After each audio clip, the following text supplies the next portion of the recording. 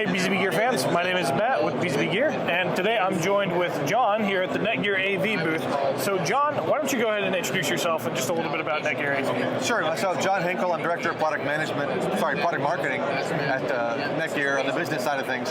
So for NETGEAR, the business side, we have the consumer side everybody's known about for years. For NETGEAR and the Pro AV, we've got some great switches and access points. Absolutely. And we're here to talk about all that. So yeah. I mean, I know we certainly always really want to push people towards NETGEAR products for their switches, especially when it comes to our video products like the Adamo, because it's just, you guys are kind of a cut above a lot of the other stuff that's out there.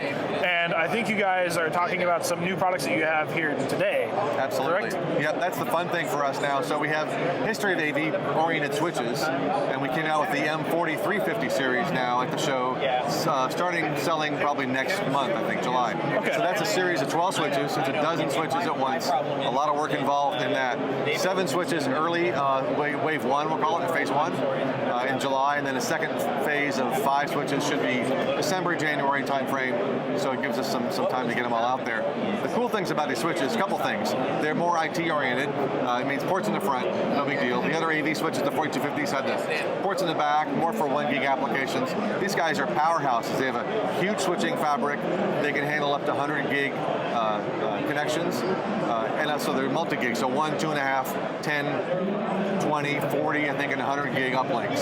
So pretty massive. Wide range of sizes, half rack widths or full rack. The half racks slot together really nicely too, so you can want 2 of them together, you can do that. Copper, fiber, PoE++, so up to 90 watts per port for PoE. That's awesome. Which is really cool. And then to back that up, we also have modular power supplies. So I think every switch of the 4350s have its own power supply built in, but now there's slots for extra power supplies. Some models have 2 slots, so for redundancy, for one thing, and also for that extra PoE budget, you can get the higher power supplies.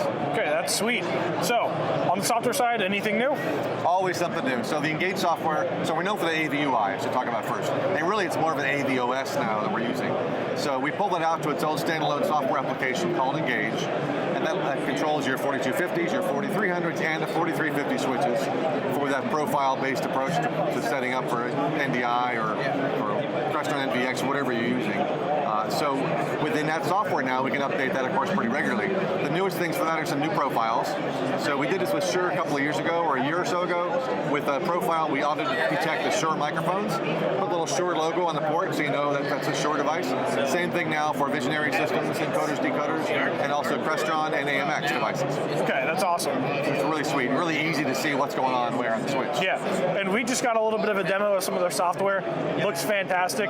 So for those of you at home or at the house of worship or whatever, if you guys are using our cameras like our Adamo, which we have up there, our NDI model or anything along those lines, they also have presets that are already available for NDI, Dante AV, so really awesome feature set for our cameras.